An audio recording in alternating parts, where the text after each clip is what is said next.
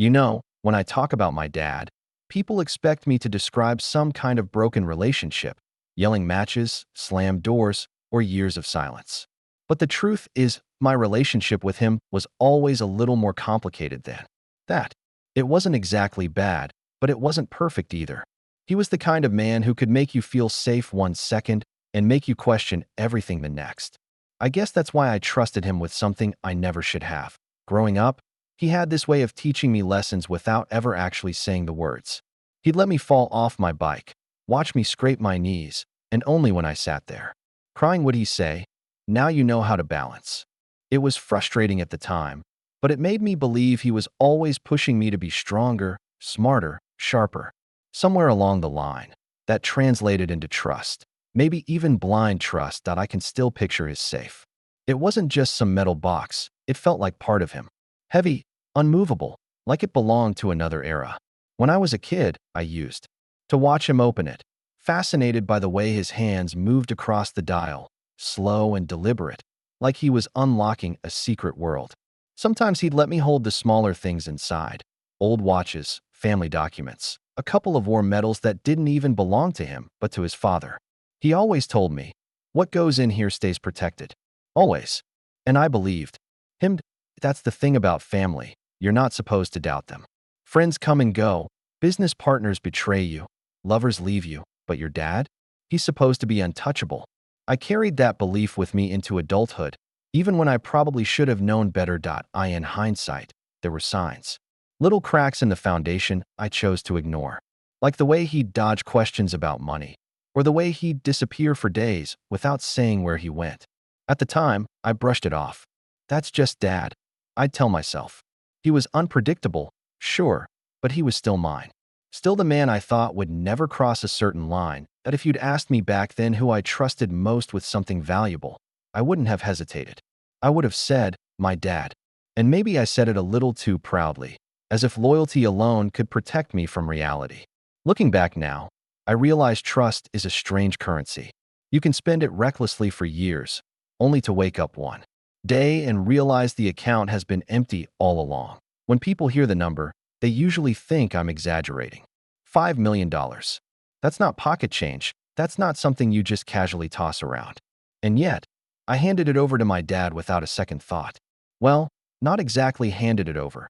I put it in his safe, the same one I grew up thinking was indestructible, untouchable, eternal. Why would I do that? I've asked myself that question 100 times since. I could have put it in a bank, locked it up in some high-security vault, hired an entire company to guard it if I wanted. But none of that felt right. I wanted the money somewhere personal, somewhere that didn't feel cold and transactional. And as ridiculous as it sounds now, my father's safe felt more secure than any institution in the world. Part of it was practicality. I was tied up in business deals, moving money around, and I didn't want the funds tangled in paperwork or flagged by the wrong people. But the deeper reason was trust. Trust rooted so far back in me, it almost felt like muscle memory that I still remember being a kid with a little red tin box. That was my safe. I kept candy wrappers in it, a few coins I found under the couch cushions, and once, embarrassingly, a love note from a girl I was too shy to actually talk to. One day, I caught my dad watching me as I tried to lock it shut with a flimsy toy key. He smirked and said, "You're guarding it like it's gold."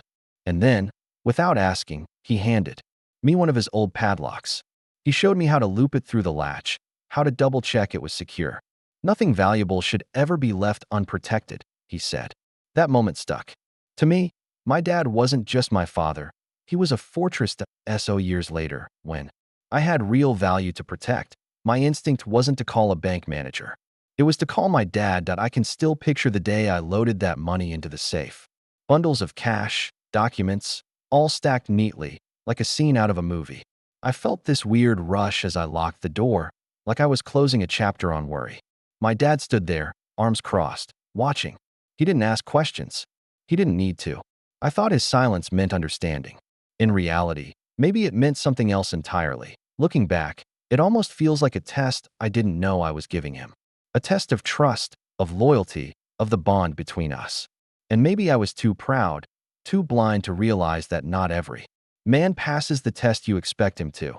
The day I went back for the money started out so ordinary, it almost feels insulting now. You'd think a moment like that, the moment everything changes, would come with warning signs. Storm clouds, some gut feeling in your chest, a voice in your head whispering, "Don't do it." But no, it was just a Tuesday.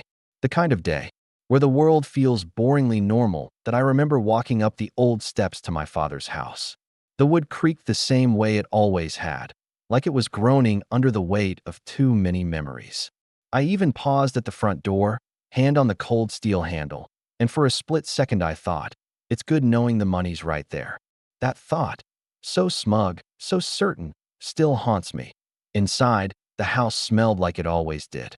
Faint tobacco mixed with old wood and coffee that had sat in the pot too long. I could almost hear my dad's voice echoing in the walls, that gruff laugh of his that sounded like gravel rolling around in a tin can. Except the house was quiet. Too quiet. I told myself it didn't matter. He wasn't always home. I went straight to the study. The safe sat in the corner, squat and heavy, like some kind of silent guardian. My fingers brushed across its cold, ridged surface as I knelt down. I could feel my pulse quicken, not with fear, but with anticipation. You ever get that? That electric jolt right before you touch something you've been waiting for. The dial clicked under my fingers, each turn releasing that familiar metallic sound. My dad had shown me this sequence so many times it felt like second nature. Left, right, left again. I smiled to myself, like some little kid finally let in on the grown-up secret. When the lock finally gave way with that satisfying clunk, I felt a strange relief, as if the world outside could be chaos. But here, inside this safe, everything was in order. Everything was mine. I pulled the handle, the metal groaning as the door swung open. My heart beat faster. My mind was already racing. Ahead, calculating what came next, the business deal, the payments I'd cover, the doors this money would open, and then silence. Not the kind of silence you notice in a peaceful room, but the kind that roars in your ears, making everything else fade away. Because when I looked inside, there weren't neat stacks of bills. No documents. No sign of the fortune I'd left behind. Just emptiness that I remember blinking, as if my eyes were lying to me. My brain scrambled for explanations. Maybe I opened the wrong safe. Maybe I miscounted. Maybe Dad moved it to another box. I even laughed under my breath, trying to shake off the creeping chill in my stomach. But deep down, even in that first moment, I knew something wasn't right. And that heavy silence in the room wasn't just the absence of sound. It was the absence of trust. That I stared into that safe for what felt like hours, though it was probably just seconds. My mind refused to process what my eyes were showing me. Empty. Completely empty. It was like standing in front of a stage, waiting for the curtains to rise, only to realize there's nothing behind them. Just a hollow space where everything you believed in was supposed to be at first. Denial took over. No, this isn't right. I must have put it somewhere else. I actually started digging through the safe like some desperate treasure hunter, pulling out old receipts, checking the corners, even tapping the walls as if a hidden compartment would magically reveal itself. My hands were shaking, but I told myself it was just nerves, not fear. Not yet. Then came the rationalizations. Maybe Dad moved it. Maybe he thought it wasn't safe here. Maybe he didn't even tell me because he wanted to protect me. That one almost made sense. My dad was secretive, sure, but wasn't that part of his charm? That quiet, mysterious way he always seemed to know more than he let on? I clung to that thought like a lifeline. But the longer I stood there, staring at that gaping emptiness, the harder it became to lie to myself. Memories flashed across my mind like cruel little home movies. Him teaching me how to open the lock, saying, "What goes in here stays protected." Him smirking when I asked as a kid if anyone could break into it, replying, "Only if I let them." Him crossing his arms and watching me load the 5 million inside, not saying a word. Now I understood the silence. The air in the room felt heavy, pressing down on my chest. I could hear the faint tick of the old clock on the wall, every second stretching longer than the last. My stomach twisted, and I had that strange sensation of falling even though I was standing perfectly still. That I sat back on my heels and let out a bitter laugh. It wasn't funny. God, it wasn't funny. But sometimes your brain tries to trick you into believing the absurd is a joke. Except the joke was on me. $5 million. Gone. But it wasn't just the money. That was the part nobody else could ever understand. Losing cash, losing investments. You can recover from that. What gutted me in that moment was the realization that my father, had either lied to me or left me behind. That I closed the safe, the heavy door slamming shut with a metallic echo that rang through the room like a final verdict. And in that echo, one thought settled in, cold and sharp. He's not here. And neither is my trust. The first thing I did after finding the safe empty was obvious. I called him. Over and over. My thumb hit the call button so many times it felt mechanical, like I wasn't even in control of myself anymore. Ring after ring, straight to voicemail. His voice, the one I'd heard 1,000 times, suddenly felt like a stranger's. Leave. A message. Click. Silence. That I told myself he was busy. Maybe he left the phone in the car. Maybe he was asleep. Maybe, always maybe. But the truth was, I knew. There's a certain heaviness in your gut when something isn't just wrong. It's over. I drove around town that night, retracing his usual haunts. The bar down on Fifth where he liked to watch the game. The gas station where he bought the same brand of cigarettes, like clockwork. The diner where he'd order black coffee no matter what time of day it was. Each place felt emptier than the last. People shrugged when I asked. A few even gave me that pitying look, the kind that says they know something you don't want to admit. One neighbor finally said it out loud. Yeah, I saw him loading up his car earlier. Had a couple of big bags with him. Left in a hurry. That was the moment my stomach dropped. I felt heat rush through my chest, like anger and grief and betrayal had all collided into one unbearable weight. He wasn't just unreachable. He was gone. I sat in my car afterward, gripping the steering wheel, so hard my knuckles turned white. 100 questions tore through my head. Why? Was it the money? Was it me? Did he ever actually care? Or was all of it, every word, every lesson, just part of the long con? I tried to picture him, driving away with everything I trusted him with. Did he look back in the rearview mirror? Did he feel guilt? Or did he laugh, proud of outsmarting his own son? The not knowing. That's the part that eats you alive. And then there was the silence. No goodbye, no explanation, just absence. That's the thing nobody tells you about betrayal. It's not loud, it's not explosive. It's quiet. A door left unlocked. A car pulling away in the middle of the night. A phone that never gets answered again. The house felt different after that. The air was stale, the walls colder.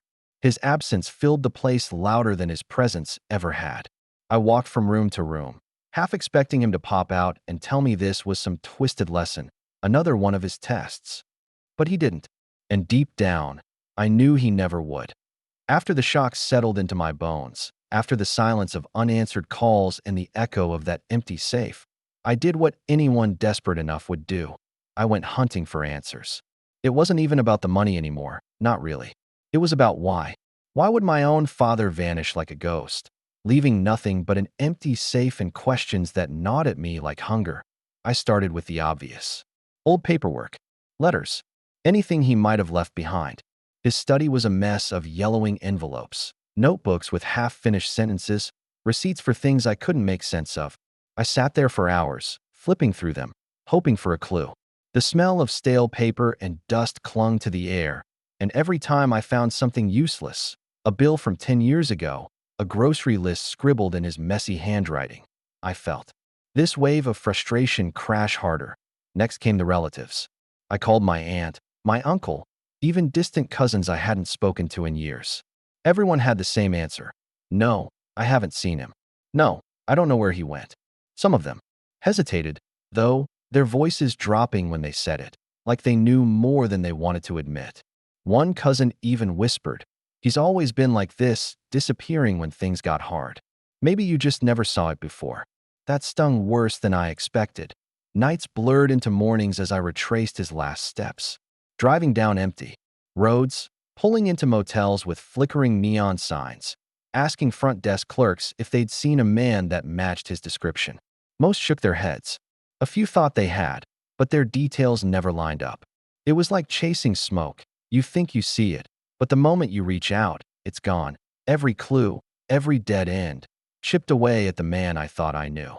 I replayed our last conversations in my head like broken records, listening for anything I'd missed.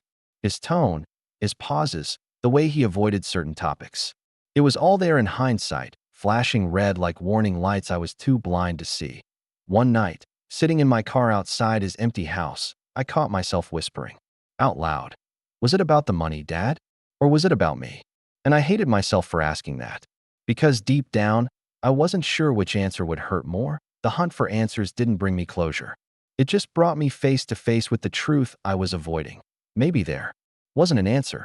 Maybe he left because he wanted to. Maybe he took the money because it was easier than facing me. That thought settled heavy in my chest, cold and suffocating.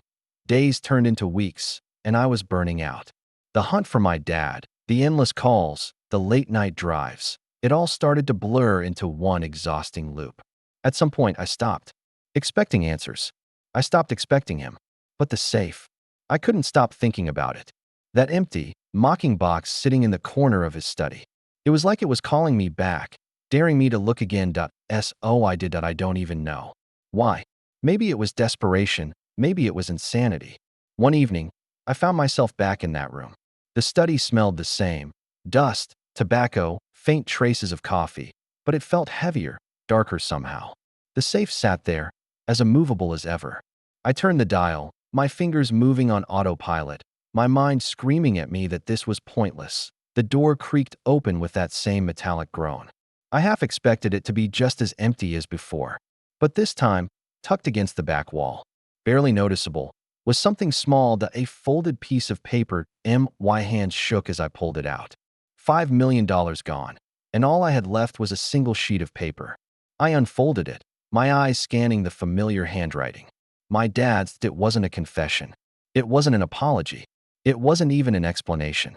Just a note that read, "Don't trust anyone. Not even me." That was it. One sentence. The kind of advice he'd been giving me my whole life, but twisted now into something cruel, almost absurd. That I let out this sharp laugh. The kind that slips out when your brain can't decide whether to cry or scream. After everything, the trust, the years, the 5 million, this was what he left me? A fortune replaced by a warning written on scrap paper? And yet, it was so perfectly, infuriatingly him.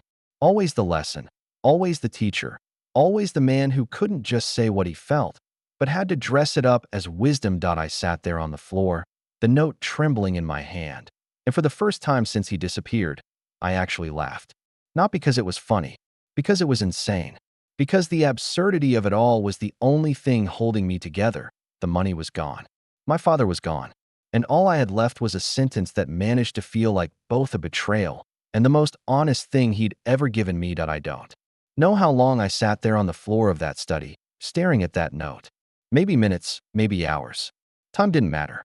What mattered was the storm building inside me. It started as this quiet ache in my chest. Then it grew.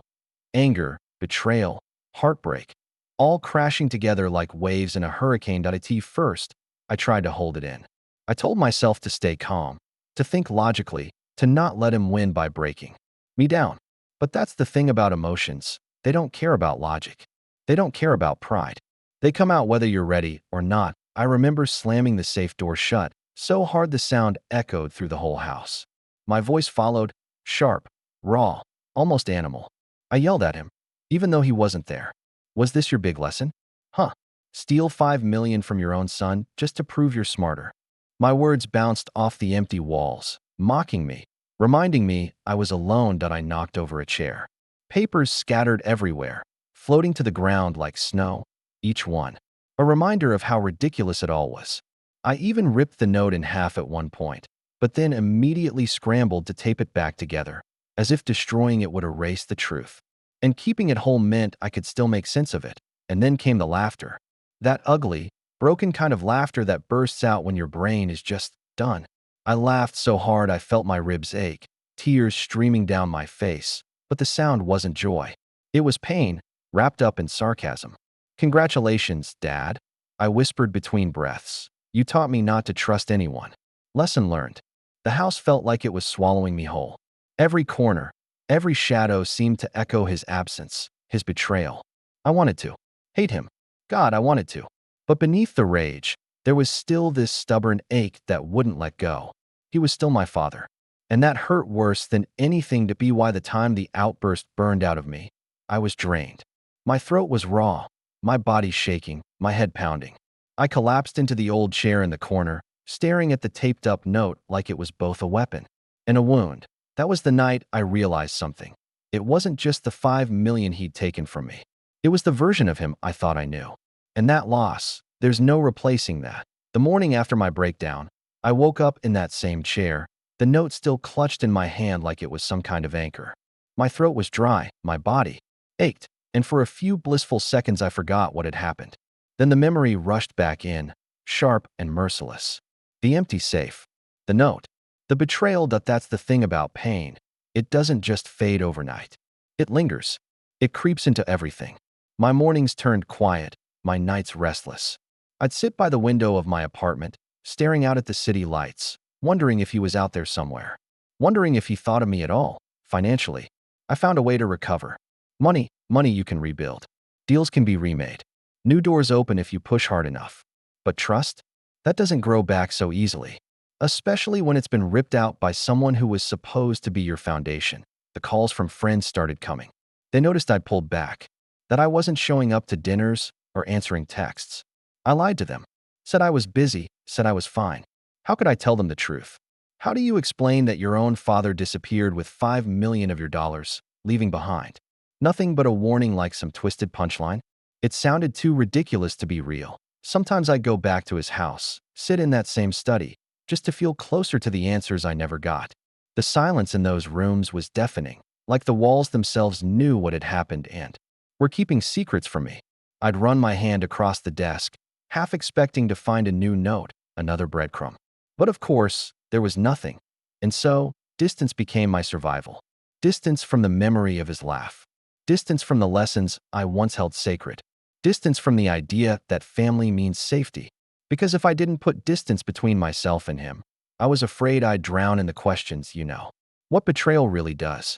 It changes your lens. Suddenly, you don't look at people the same way anymore. Every smile feels suspect. Every promise sounds hollow. I hated that part the most, not just losing my dad, but losing the version of myself who believed in him. And yet, in the quiet, in those long nights staring at the skyline, I realized something important. I couldn't keep bleeding for someone who chose to disappear. At some point, you have to stop chasing the ghost. Closure is a funny word. People talk about it like it's a destination, like one day you wake up and suddenly all the hurt, all the questions, all the anger just dissolves. But the truth is, closure isn't something you find. It's something you choose. And for me, it wasn't about getting answers from my dad. It was about deciding to stop needing them. It took me months to get there. Months of replaying. Every memory, every lesson, every laugh we shared. Months of dissecting that stupid little note until the ink practically burned into my brain. Don't trust anyone. Not even me. At first, those words felt like a dagger. Now, strangely, they feel more like a mirror. Because in a way, he was right. Trust is fragile. And maybe the real mistake wasn't in giving him the money. It was in expecting him to be someone he wasn't capable of being. That I don't forgive him. Let me make that clear. I don't believe every wound needs forgiveness to heal. Some just need acknowledgement. I acknowledge what he did. I acknowledge the pain it caused me. And then, I choose to move forward. The money? I'll make it back. I've already started. Business goes on, deals go on, life goes on. But the part of me that believed my father was untouchable, that part is gone for good. And maybe that's not a tragedy. Maybe it's a kind of freedom. Because now, I'm not waiting on him. I'm not measuring my worth by his approval or my trust by his shadow. Sometimes, when I think back, I still laugh. Not the broken laugh I had that night in the study, but a softer one. Because it's almost poetic, isn't it? A man who preached lessons his whole life leaves behind the final one in the cruelest way possible. And here I am, still standing, still moving. That I don't know where he is. Maybe I never will. Maybe one day he'll show up again. Maybe he won't. But I've made peace with the fact that my story doesn't need his ending to keep going. My story is mine now. And if there's one thing I've learned from all this, it's that losing someone, even a father, doesn't have to mean losing yourself. Sometimes, it's the moment you finally find who you really are.